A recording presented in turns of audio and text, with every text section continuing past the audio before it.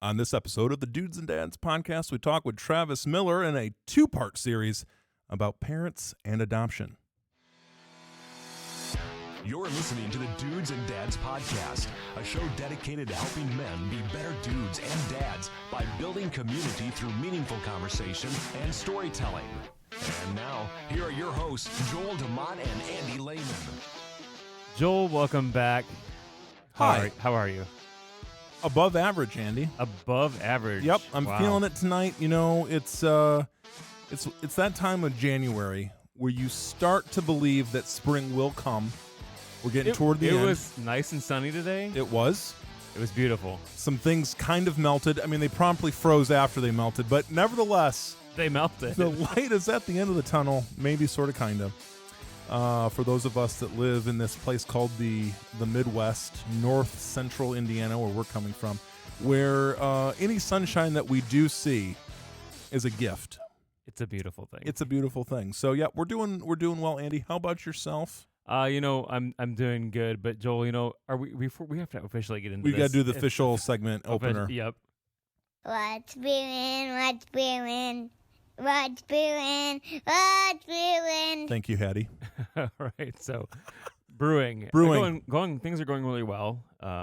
We've been taking on this whole new chapter of youth group stuff for us. Yes. So it's been, Gosh, Andy and It's been Julie, wonderful. Youth worker extraordinaires right there. something like that. A power team, power couple.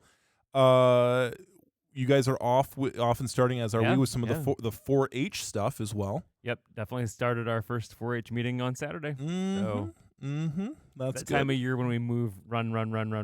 Gosh, I forgot. COVID has made me lazy in this way, Andy, right? Because everything was put on pause, and we forgot that apparently we do a lot of stuff with our kids. And now our kids are finally coming around to this whole thing of like, hey, Mom and Dad, get on the stick here. We got driving to do, meetings to make, meals to miss, all those things. Yeah. So Andy, can I tell you about why I am now the best parent in the world? I would love to hear your story about the best parent. So what's brewing in our life is not this past weekend before. One of Aaron's aunt, my eldest son, Aaron, is a 5th grader, 11 years old. We went to go visit his aunt because his aunt Kate, God bless her, was donating a kidney to a colleague of hers, and so we're like, not to be morbid, but we'd like to hang out with the aunt one time before she goes under the knife. Not that it all went very well. It was great. Recovery is great and all of that. So we met halfway because she lives out. She, for those of you that don't know, is the head coach for the women's rugby team at Penn State. And so she lives out in State College, Pennsylvania. So we met, of course, where everyone wants to meet, in Cleveland. I'm rolling my eyes. Yep, hard roll. So they went, so Aaron and Josiah and Aunt Tiff and Aunt Kate went snowboarding. Aaron fell on his wrist. Wait, but the aunts were the ones responsible. So how are you the bad dad? Well, you're just wait, Andy. It gets better. He fell on his wrist. It really, really hurt. And I was like, yeah, falling on wrists do hurt. Do we think it's broken? He had all mobility of it and everything. Yeah. No immediate signs of anything being terribly wrong other than it was painful. And as the days went on with a little bit of ibuprofen, he's like, yeah, my wrist is feeling better. But like after a week, he was like, there's still this one point. Like you could move it all around. I could touch it everywhere, but I could touch it one place, like on the upper wrist, where it was like. It killed him. And I'm like, okay. So we got him into the specialist today. And sure enough, yesterday. Sure enough, that bad boy was broken. Now, Aaron is our baseball player. And, of course, it's not his throwing hand. He's right-handed, and it's his throwing hand, right? And he was a little bit devastated at first. He's pulled it together. He's in a cast, a nice, shiny pink cast, too. Pink is the new black, I guess, or whatever. The young boys are into the pink. So everyone. See, our guest has pink socks. That's a real preview of what's to come. So long story short, thank goodness the bones start healing quick. So it had started to heal already, but was in a good position because so they didn't need to like re-break it. He had like a splint that we had like a wrist guard thing that we had put in, and apparently that had kind of helped it. And I should say I don't know. Jackie went and got that for him.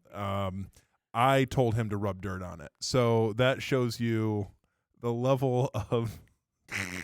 So anyway, we're doing well, but he's going to be on the DL for preseason baseball practice here for about 4 weeks. So, but I said he's not off the hook. He can still do conditioning.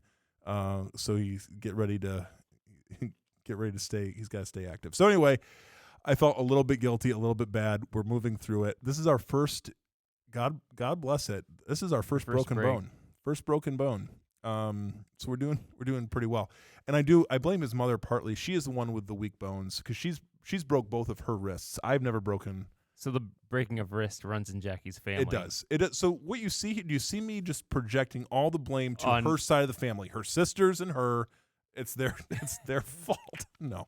But we're so grateful to the aunts for taking them out snowboarding.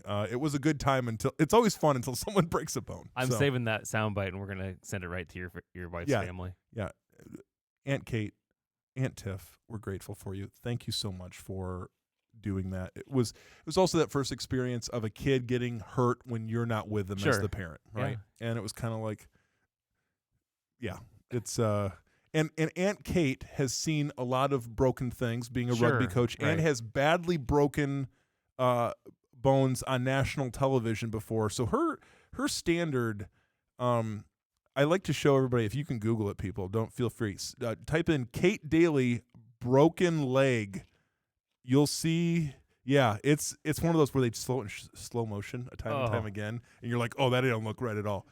Just feel free YouTube that bad boy. You'll see what we're talking about. Yeah, we'll see what we're talking about. I like to show it to everybody that I can because it's like they're like, oh, every single time.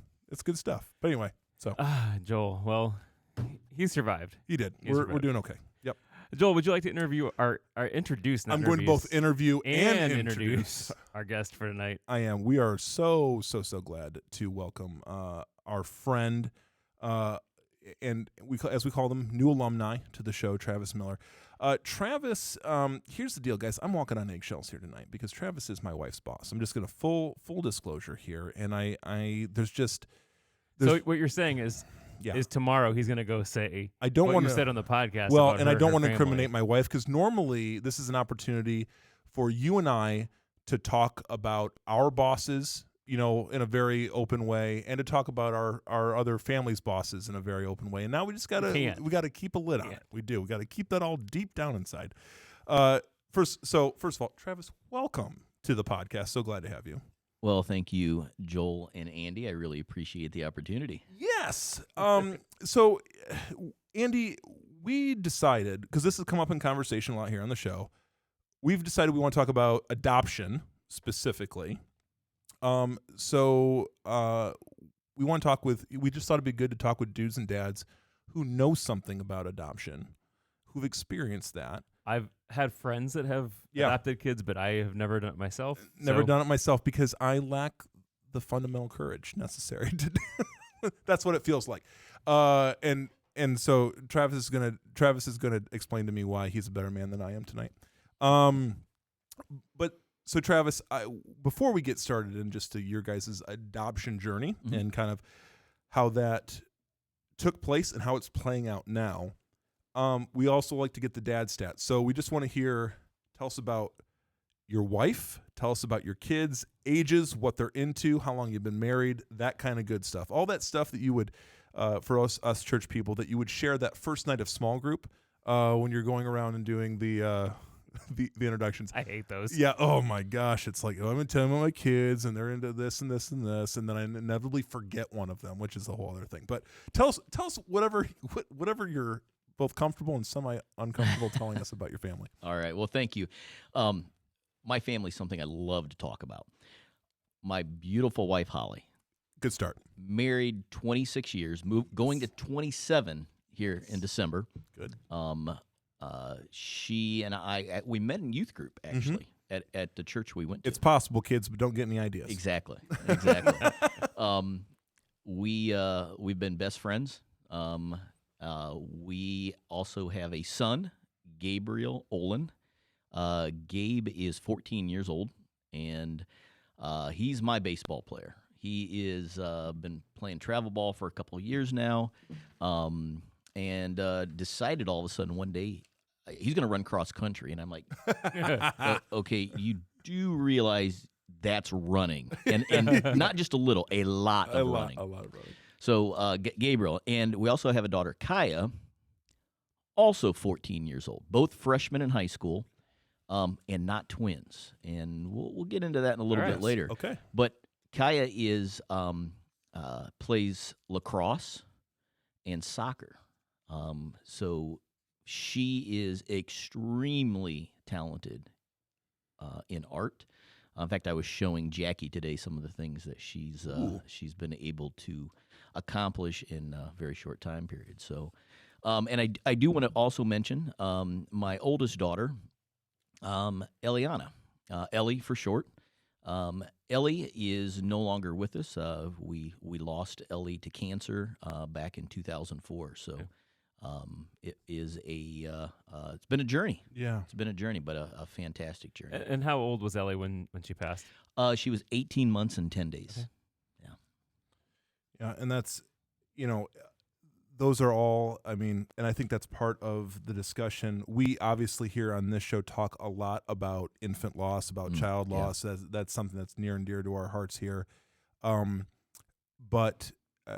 So let's just start with this. I mean, the kind of the question of what led you guys to the place of how you decided to start your family and how you came together. I imagine for me, because I have not experienced this, where it's like in my head it's like the parents that are entering into adoption sit down one day and have like an official discussion. Mm-hmm. Mm-hmm. Is that what it was like for you guys, or did you come at it from kind of different angles? Interesting story. We came at it. We both thought of it on our own, but we weren't ready to talk about it yet. Mm-hmm. And there's the story behind that is, married for 5-6 years and realized we weren't able to get pregnant. And so we started seeing a fertility doctor, and through that experience, tried in vitro. Really thought we were pregnant at one point, and then that failed, and so we started a second time. And halfway through, they were going to do a procedure that I ended up stopping the procedure. Went into the next room and sat down with my wife, just the two of us, and I said, honey, I think God is telling us we are to adopt. And she started crying, and she said, I think the same thing. Wow. I feel the exact same way. Yeah. And so what we found out was she was pushing forward because she thought I wanted her to. Yeah. Gotcha, yeah. And I was pushing forward because I thought she wanted. So it was we were doing it for each other. Yep. And we found out once we sat down and talked about it that God had another plan for us. Mm-hmm. We were still to be parents, but it was a different way. Yep. So after we agreed, we started looking at different agencies and do we adopt domestic? Do we go international? What do we do? How do we figure this out? So we actually contacted a group or organization called Bethany Christian Services, and Bethany, phenomenal. Just they were wonderful to work with, and we actually got teamed up with a family or a mother who was pregnant, and there was a father involved. That they had decided to place their child up for adoption. They wanted that child to have a loving home. That at the point they realized they could not provide that for their child. So, my wife and I we started down this journey with them, and I was up in a meeting, in a sales meeting, and my wife had gone down to Indianapolis to do some shopping with the birth mother, to buy some baby outfits and things, and trying to get her involved a little bit. And my phone just started blowing up. Couldn't figure out what was going on. So I got out to the car and I looked, and I called back to my wife, and she's like, "You need to get down here now. Ellie's on her way." Oh, wow. And so she was early. So made the trip down, was able to be there. My wife was in the delivery room, and Eliana was born. And so we were able to take her home. We got her zero problem. So one of the concerns that's comes up from time to time is, and it for an adoptive parent, sometimes that choice is changed. That the birth mom decides to keep, and and that's tough. But yet it is also there's a connection there. That's it's hard, and we understand that. And that didn't happen in our case. So our adoption story just kept. It was just wonderful. I mean, we were on cloud nine. I was a dad. Yeah. My wife Holly, she was a mom. Yeah. So we went through the next really almost 14 months. Just she's a little redhead, curly redhead by the way. Just a great experience. Good baby. Just what you would expect. We had kind of felt like we had the world by the tail. Had a great job. Mm-hmm. Just built a brand new house. My wife had a good job. We had, everything just seemed. We went to a great church. We had friends. We had family around, and all of a sudden, it stopped. And my daughter, we were at a friend's house, and my daughter just started crying, and we could not help. We could not stop.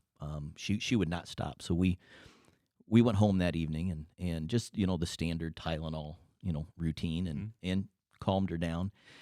But 2 days later, we noticed she was breathing a little funny. And we, about 5 o'clock in the morning, we decided, you know what, let's just go to the ER. We're going to get this checked out. That's by the end of the next day, we found out it was not pneumonia like they thought. And that was on Monday, and we went to another hospital the next day, and then eventually down to Riley Children's Hospital. By Thursday, it was confirmed she had cancer. We fought for 4 months, and she died in my arms in October of that year. So it was very a lot of questions, a lot of emotions came up of, God, you wanted us to. Yeah. We felt like we were to be parents. And it's pretty awesome. I can actually talk without crying about this right now. So, so shortly after, Ellie passed away in October, and we immediately knew God still wasn't done with us. That he still had a plan. So we obviously had been through the worst of that a parent can imagine, and so we contacted the agency again, and knowing that we were in pain, we needed to heal. Yep. So we decided to go to a foreign adoption because they take a long time, and we thought this would give us a chance to heal, but also looking forward to the hope. So we started with China, and we started in with China, and during our wait, it was supposed to be a 1-year wait, which turned into a 2-year wait. But halfway through, some friends at our church, they had approached us and said, "Hey, we need to talk to you about your agency." Okay. Well, come to find out, their youngest daughter was pregnant, and she and the birth dad were considering placing him up for adoption.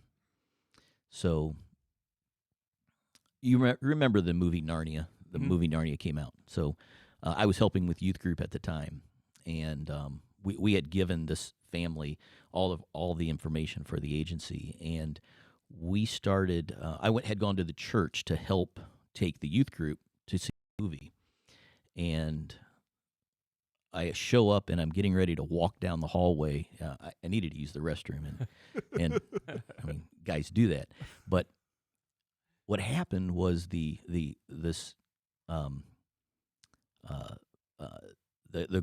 grandfather of the child wasn't born yet, by the way. He said, "Hey, can where you headed?" I'm like, I gotta go, bro. bathroom. Yeah. All right, I'll walk with you. Okay, guys don't do that. Yeah, right. Yeah. guy, and let alone talk in the bathroom.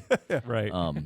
But so he and I are walking down, and we step into the bathroom at church, and he's like, "You do know my daughter's pregnant?" I said, "Yeah, absolutely. We've been helping out with the agency information." And he said, "Well, they've decided to place the baby up for adoption, both she and the birth dad. And both of them and the rest of the family would like for you and Holly to adopt him. Wow. But can we still be grandparents?" Oh, yeah. So, boy, I don't remember the movie Yeah. I bet. Yeah. because I couldn't get a hold of Holly and I didn't want to talk on the bus. But I had to watch the movie a second time because I don't remember the movie. Yeah. And so Yep. we ended up going, I got home and I walked in the door and I told Holly about this. And we decided we needed to call the agency because we were halfway through the adoption with China. And we had given a pretty substantial amount of money at this time. So there was an emotional and a monetary Yes, right. investment, if you want to look at it that way. So we called the agency the next day, and they're like, "Yeah, this isn't really going to work because you're going to have to start over with China." And I'm like, "Oh." So we felt that door had closed. So we were meeting on Wednesday night with the birth mom, the birth dad, and the grandparents, and here she is. She's due at the beginning of April, and that was about 4 weeks. So we walked in and we sat down, and God shut our mouths. We could not tell them no. Yeah. We just couldn't. It could not come out of our mouths. So the next day I called the agency and I said, "I don't know how you're going to do this, but we need to make this work." They said, "Okay." Wow. Yeah. And that was as God just opened that door back up. And so we got a phone call early in the morning, 3 weeks later, the day after April Fool's Day, by the way. She didn't want to call us on April Fool's Day because For fear that exactly. Yeah. Yeah, you guys you're kidding. Yeah. We're not coming. You're kidding. So, anyways, Gabriel Olin was born. Again, my wife got a chance to be in the delivery room, Oh, wow. and we have an unbelievably amazing situation. I'll give a shout out to Don and Paula. Courtney's the birth mom. We still go to church together. They actually have really adopted us also. We're part of the family. Gotcha. It's not a, "Hey, we're going to get together. Are you guys okay coming over?" It's, "Hey, we're getting together." You better be here. Exactly. Yeah. Exactly. So, in fact, we were getting ready. Then we got matched with China. And Kaya, my daughter, the kids are a month and 4 days apart. Oh, wow. Okay. So my wife and I had to travel to China when my son was 10 months old. Kaya was 9 months. And so what we did was the 3 sets of grandparents. So my parents, my wife's parents, and the Mumaws, the grandparents, we said, you guys figure out the 2 weeks, and Gabe stays with all of you. And so we went to China, and we were we got our daughter. By the way, she hated me at first. Oh wow. She did not like men at all. Uh-huh. But what an amazing experience! And then to come home, and at the airport they tell you, do not let family hold the child. Mm-hmm. Yeah, that didn't stop us. Mm-hmm. Yeah. And one of the first people to grab this little girl was Gabe's biological grandfather, Don. He views Kaya as his granddaughter. The whole family does. Wow. Their grandparents, their aunts and uncles. It is an amazing situation. You could not ask for a better story, a better outcome. Yeah. They're still grandparents. They're still heavily involved with their lives. So our adoption story is amazing. Amazing. Yeah, definitely. So how has adoption affected your marriage? How do kids affect a marriage? Yeah. True. Yeah. Uh-huh. We have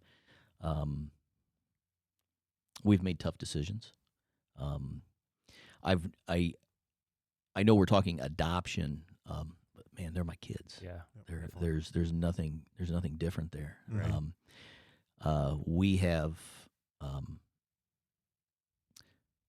I have to say we're closer. We're closer. We're closer because of our experience. Mm-hmm. We're closer because of the death of our daughter. We're closer because we came together and adopted Gabe and Kaya also. It not only brought us closer together, but it brought our families closer together. Sure.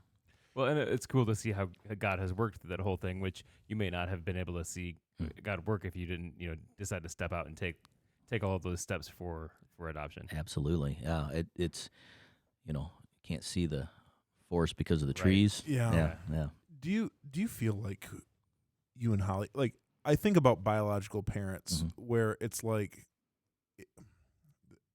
I think everyone will understand when I say this, where there is not always the highest degree of intentionality in having biological children, or, like, I know Jackie and I, as we were talking about our family, like, I think technically one, maybe two of our 4 kids were planned, quote unquote planned. Sure. Per se. We're thrilled when they're there. They're our kids, Yeah. all of that. Sure. But the adoptive intentionality seems, from what I'm hearing, is different in that way, because the process is different, obviously. Do you feel like that intentionality was one of the things that built into your marriage? Because I'm hearing these conversations where you both had these, like, okay, we're going to, we're sitting down together, we're going to do this thing together, and it's going to mean this thing for our family, and all of that. And I just wonder if you see that as kind of a unique gift in terms of your relationship with your wife, like that was a platform to grow in maybe a way that other marriages don't maybe share that experience, or in some way, I guess. I never thought of it that way, but you are correct. We were very intentional about adopting. Man, I wanted to be a dad. Yeah. I wanted to be a dad so bad. Yep. And Holly wanted to be a mom. Yep. And so, we pushed hard. Not each other. We came together, but we, any type of adoption, it's not easy, because there's a chance of just heartbreak. You're getting your heart ripped. Yeah. You're putting yourself on the line, Yep. and then it could all go to nothing. Absolutely. And we were willing to do that. Yep. It just brought us closer together. I can't imagine life without my children. Yeah. I just really can't even imagine that. So Yeah. That's good. Sometimes I want to imagine life without my children. Andy and I have talked about this many times. It's known that the loss of a child specifically, that is, it can, the loss of a child and divorce are They go hand in they hand. go hand in hand. Yeah. What was your conversation with Holly after that about how the two of you were going to move forward together? Yeah. Yeah, we did talk about that. We talked about that because we were warned. I don't remember if it was a pastor, if it was a friend. And we looked at each other and we're like, man, I need you. Mm-hmm. And she needed me. Yep. There were the days, most days, if I was weak, she was strong. Yep. And vice versa. Very few days where we both were just a wreck. But we were there for each other, and the thought of divorce never crossed our minds. Yep. Yeah. My wife and I had a stillborn child. Sure. And same thing. Yeah. We experienced that where I'm so sorry. the days that one was strong, the other one was weak, and flip-flopped. So I completely understand what you're saying there. Yeah. God's good grace in, well, because it's one of those, like, we talk about this one flesh thing and, in marriage and whatever, but it seems to me that sometimes the two of us together really do equal the strength of one person. Like sometimes it's like, hey, guess what? You're on today. I know you didn't plan this, but you're going to be 80% of our one person. I'm bringing like maybe 20 to the game today. But that's the thing, and in God's goodness, I mean, bringing strength and togetherness from loss and from tragedy, is, I mean, and proof is in the pudding that can happen. So as you guys have navigated this, because we've heard this from other adoptive parents, what the conversations, because now your kids are, they're adolescents, teenagers now. What are the conversations? Because the natures of their adoptions are obviously a little bit different or whatever. What are the conversations you're having with them now about being adopted kids, about their identity and who they are and where they come from and things like that? What's that been like? Yeah, absolutely. Great question. I'm probably going to go back. Let's see, they're 14, probably when they're about 5 years old. I'm going to go back to that point, because that's really when the questions started coming up. And the gift that we have for my son, anyways, was he can always ask his birth mom. Yeah. Mm-hmm. And she has volunteered that. He has actually spent the night at their house. Okay. Wow. They took him to a Colts game. She's married now and has 2 children. Her son spent the night at our house before. I mean, that's the type of relationship we have. So there's questions that's come up that he's been able to talk to her about.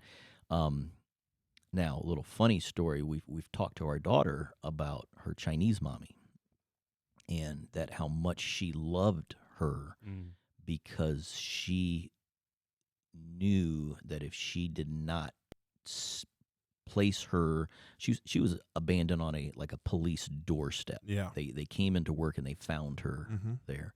But we like to think that birth mom was off in the distance and watching. Sure. Yeah. And she wanted a better life for Kaya. So while we were talking about that, my son looked at us and said, "Who's my Chinese mommy?" and that was just his childlike brain. Yeah. Like, well, she's got a Chinese mommy. Yeah. And Where's mine? I've got a Chinese mommy. Right. So we had to explain to him what that meant. But I mean, even today, I would say the topic doesn't come up as often because they have always known about the adoption. And we have never treated them any different than we would a biological child. There is no difference for us. Right. And I would say that with most parents that adopt a child. I mean, it's actually my son looks like my wife. It's kind of crazy to think about. I mean, we've got family photos just back, and there's a strong family resemblance. Interesting. we had our last guest, Corey, as he said, it's easy to make a big deal about biology, but really, like, how we're defining family and how we're defining, it seems that those definitions are far more broad than we want to give that we give credit for. Because I think about, like, for me personally, it's like, okay, I have these biological children, and in my mind, it's like, man, that would be a jump if I had biological children and adoptive children. I mean, and maybe families that are like this, that have both, to really see them and experience those kids the same way. To really, because one did come from me, and the other did not. And yet, everything I hear you saying is like, you can't imagine any you just absolutely cannot imagine any difference whatsoever. Like, this is my kid through and through. The good, the bad, all the stuff. And I say this because you have adolescent children, and I just respect the place that you are in life, and I'm taking notes as y'all navigate that. You can see I don't have hair. Yes. Okay. Just making sure you guys see just that. to be clear. Yeah. All right. Do you, as you're seeing your kids grow up, are there any things that you think about? I mean, because obviously, as you've said, there's been a lot of blessing on this road that you've been on. There's a lot of things that have come together in a really special way, and just seeing kind of God's hand upon it. Do you, as your kids get older and as they enter into new relationships, ultimately with,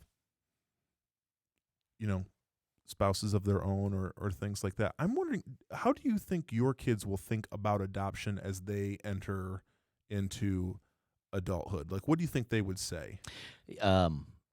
Yeah, that's haven't thought about that. But we have had such a great experience. I would hope that they view this as a great option to spread God's love. Mm-hmm. The family situation, not only with the adopted, my son's biological parents and grandparents, aunts and uncles, but also with my family, my extended family, my wife's family. There is just a tremendous amount of respect and of interest in adoption. And I would really, I think they're going to be very open to that idea. Mm-hmm. Yeah. No, so as you've parented, you have 2 14-year-olds. I have one 15-year-old, and that's almost enough for me. But 2 14-year-olds. What's one thing that you've learned about yourself as you've parented?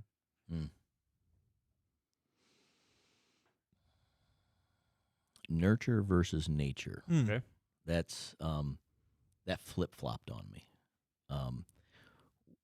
When the kids were younger, we talked about that. And because we are very close with the adoptive family, there's a lot more nature than I anticipated. And so we have seen firsthand things that I think other people are, and I'm going to admit, me, my wife and I have said, yeah, that kid probably wasn't raised maybe the way we would have done it. And then all of a sudden we're like, oh, that's a nature thing. That's not not a nurture thing. So, and same with my daughter. She is, obviously we don't know the family. Man, I'd love to sometime. Yeah. Man, someday I would love to be able to do that for her. But to see some of the talents and gifts that she's coming with, is so much fun to imagine. The nature part of her, of where she comes from, where in the world she comes from, and what her what her biological parents were like. And does she have siblings? Does she Yeah. have brothers and sisters? That'd be kind of cool. Yeah. So, if you, for our listeners out there, two-parter here. Number one, Andy and I have talked about this. This has been a conversation that has been that I've had a lot with a lot of other faith leaders, because the numbers are pretty clear. That specifically, if the church got serious about adoption, like if the church started to understand, because historically, the Christian church has been at the forefront of adoption. In various cultures, children abandoned on hillsides or whatever, because either they were not male or because whatever reason. Adoption, that sort of way is just been part of the DNA. If churches got serious about adoption, we could eliminate a good portion of the adoption crisis that exists within the United States for sure. Yeah. What's our problem, Travis? what is because I know what I mean, if I'm honest with myself, I've talked with other adoptive parents, I've talked with foster parents about this too. There's a fear of the uncertainty, I think, that surrounds that. What do I need to do, or what do folks need to do to get beyond that, or what is in your mind is going through it, if you were giving some counsel to other families, like how do we become more adoptive conscious and adoptive sensitive? Yeah, that's actually a very tough question, because we have this perfect picture that has been painted for us. When I say perfect, I'm using quotation marks, by the way. That the healthy American family is parents and what is it, 2.3 or 2.4? Yeah, 2.3, 2.4. I'm still trying to figure that out. Yeah, yeah. Is that a short kid? Is That's that, right. So, Yep. Is that right? Is that what we're supposed to do? Right. Are we supposed to stop? Yep. I'm from a family of 6 kids, and we I can't even in all honesty, when my wife and I got married, I kept saying I just want 2. I just want 2 kids. Yep. God blessed us with 3. But I kept saying that. Now, is that what, are we looking at that from a selfish standpoint, the financial standpoint? Are we, well, that's going to be a lot of money. Yeah. That's going to be a lot, because you do have to be intentional. Yep. If you're going to adopt, you have to be intentional. You are intentionally like, okay, raising this child 18 years, what are those costs? And when it happens naturally, and in some cases unplanned, unfortunately, some of the other choices that are made are for the same reasons. Sure. Yep. So, yeah. Yeah. I'm curious. Well, and then I guess to say, if you could give, like, for a family that's considering adoption right now, like what is the word or two of wisdom that you would give for the whole process, for what's helpful for their mindset, for their expectations, all of that? Like, what do you want to pass on to the potential adoptive parent? I keep thinking of the Nike slogan, "Just do it." Yeah.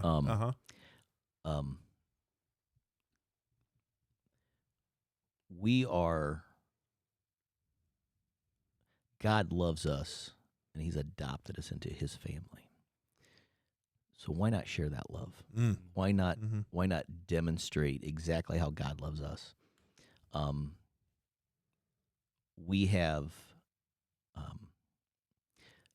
We have so many amazing opportunities to not just raise children, but raise the next generation that's going to make a difference. They're going to make a difference one way or the other. I mean, if you're really, Yep. if we're really Right. honest with each other, they're going to make a difference. And if we can help and mold that into a Christ-like image, Yeah. that's my recommendation is to just do it. Yeah. That's a beautiful analogy of, God and adopting us. Yep. But, and returning that favor and doing that for others. It is a uniquely, and I say this even as a, I was going to say a former youth worker. I have to say this now, but within biblical theology, the theology of adoption specifically is, I think, one of the most helpful. We talk a lot of there's a good conversation that's on about adoptive youth ministry and thinking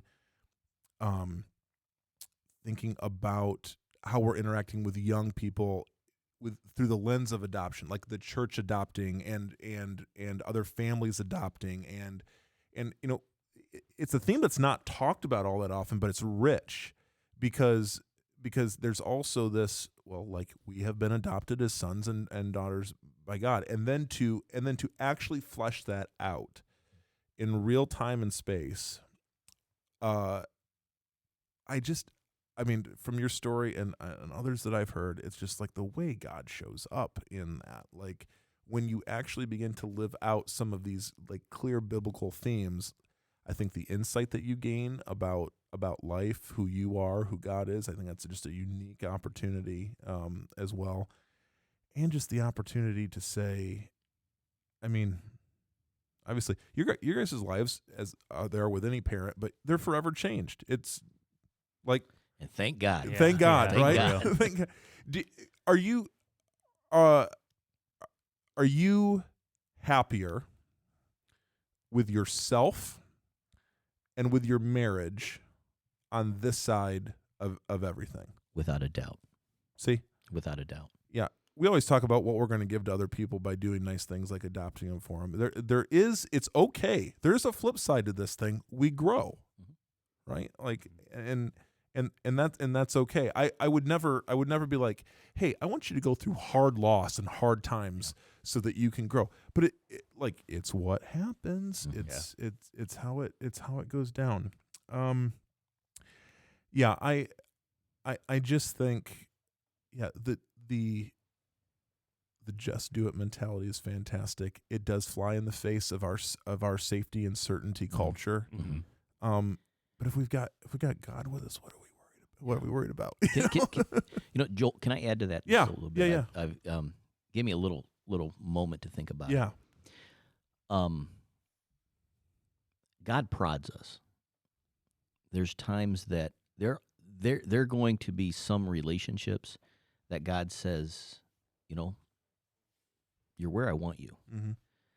And there's going to be some other opportunities that if God's prodding, listen. Yeah. Listen. And it may be a younger child, it may be an older child, and it may be a totally different situation. Yep. But if you listen to what God is calling in your life and the direction that He's walking, that He is asking you to walk with Him, how can you go wrong? Yeah. Amen. Yeah. Looking forward to this next year here, 2021, that we're in right now. Do you have any goals for your family? And if so, what are they? In order to talk about the goal for 2021, 2020, boy, we spent a lot of time together. Yeah. I had kids that, I heard some of these horror stories. My wife's a teacher, and she experienced some of these horror stories of kids just couldn't. It was so difficult. And I'm not downplaying that by any stretch. Right. Of the way the schooling happened, it just my kids handled it so well. My wife handled it so well, and we have been healthy, and we have been blessed with extra time. We created a mile tract between our property and our neighbor's property. So, as family, we'd go. The kids would go run, and my wife and I would go walk on that path. So, 2021, we were forced in 2020 to spend that time together. In 2021, I want to spend that time together. Yep. So we're planning a vacation. My son came to us several years ago, and I cannot believe a kid said this. And he said, "Do I want a bunch of stuff? I'd rather have memories." Yeah. Mm-hmm. And so that's what we're intentional. That's my goal for this year is to create. He's on the memories. dudes and dads. He's entered into the philosophy. Experiences it trump all other things. That is for sure the case. Yeah, that's good, man. We've been talking a lot about family goals, and obviously as we're entering the year, and that's yeah, regardless of what your family situation is, anybody listening, it's like, man, pick something and go after it. And I'm hoping that this past year, just as you've said, has added some clarity to what's important, to the benefits of being together, and hopefully 2021. Hopefully some things open back up. Hopefully we can we can plan some stuff and we can go places. I mean, I'm acting like it already. I did have a little bit of a freak out, and I had to talk to Aaron about this.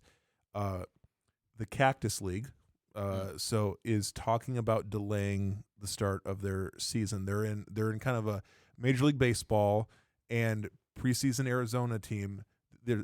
I don't want to get into the weeds on baseball stuff. They are two different governing groups, the Cactus League Association. And so they're already talking about like delaying the start of the season or whatever. Well, Aaron wants to go to preseason, wants to take a little trip, and so he's very hopeful that if they do delay, it'll overlap with spring break, and this could all work better out for him. Work out better even so. And I'm like, I just have this thing of like, we had so many of these conversations in 2020 about like being hopeful and whatever. And I did have that experience where I'm like, I'm not going to back down on my hope for that things are going to go forward. But I do feel I can just feel it within myself. I'm like, if I have to disappoint this child again, it's going to be a tough one. So we're man, Travis, so excited for you and kind of that hopeful spirit of what can be this coming year and for all of our families. So man, thank you for sharing your story with us. And I hope for those people out there that are, there are rough adoption stories. There are. You have a rough adoption story that has been also really triumphant, if I can use that kind of epic language. Just there's good, there's bad, but at the end of the day, like I'm hearing you say you wouldn't change a thing. Never. Yeah. Like there is nothing lost in the economy of God, and that's a good thing. But obviously, Andy, before we let Travis go, because we can't let any of our guests off the hook without a little bit of pain and suffering. Now it's time for the Dudes and Dads Pop Quiz. Thank you. So those of you who have never joined us, or if you've been living under a rock for the last year, or if you're like Travis who didn't know podcasts were a thing. Yeah, didn't listen to podcasts, but that's a whole new thing he's doing for 2021. It's like the radio, but whenever you want to listen, it's amazing. Yeah. So we just ask Travis 5 or 6 random questions that we make up on the spot and kind of get to know him a little bit better. So, Joel, why don't you hit us with the first one? Travis, I want to know, what is the worst thing that you have ever eaten? I'm going to say those, what are those jelly beans that you taste like bad? Yeah, they taste terrible. Yeah. Well, it's like they're jelly bellies, but they're the bamboozled ones. Oh, those are horrible. Terrible. That's vomit. No. Why horrible. would you purposely do that? I never did. It was a total accident. You accidentally came on it? That was. Did someone give these to you? It was a game. Oh, okay. And so don't play those games. No. Okay. Lesson learned. Don't eat vomit jelly beans. So, what talent do you wish that you had? Playing the guitar. Yes. I would love to play the guitar. Said like a good former youth worker, current youth worker, whatever. Yeah.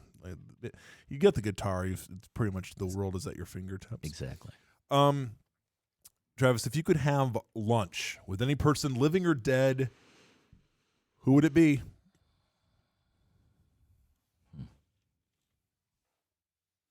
and you can't say Jesus.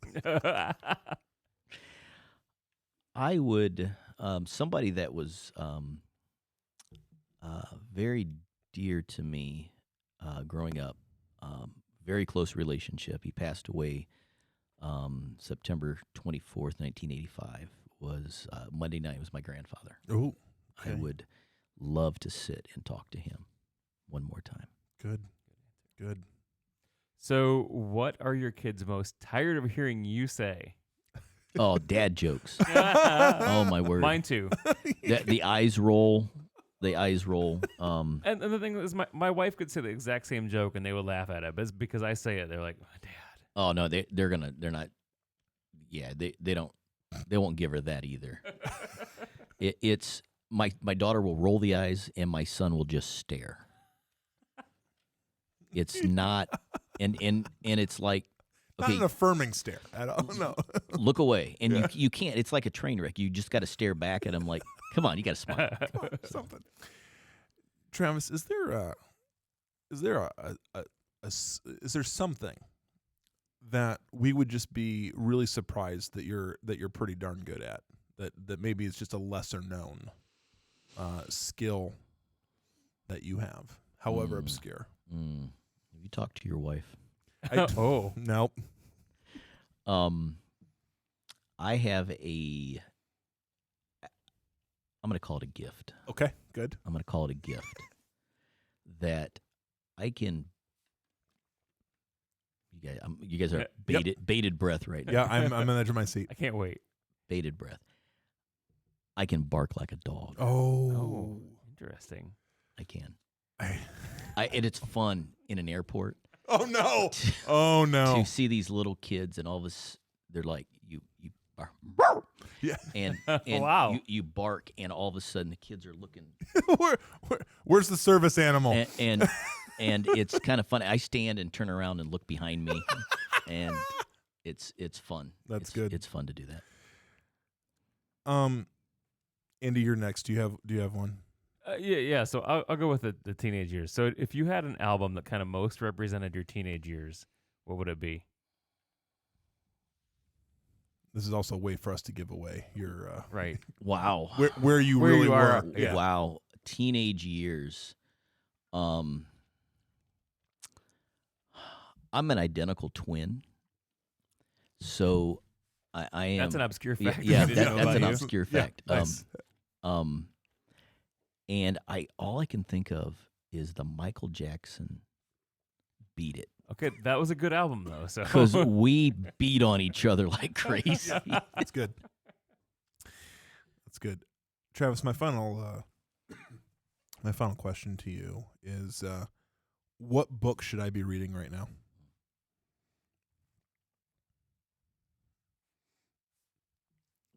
And I'm not allowed to say the Bible, right? Also correct. Okay. I'm a pastor. Let's just magically assume that I'm just nose deep in that all the time.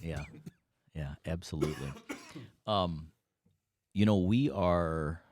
I'm going to put up my work hat on here for Yes. a little bit. Been very involved. Been very blessed with the company I'm working for, and to have obviously your wife. Nice plug. Good. Working with me. She's been a true blessing.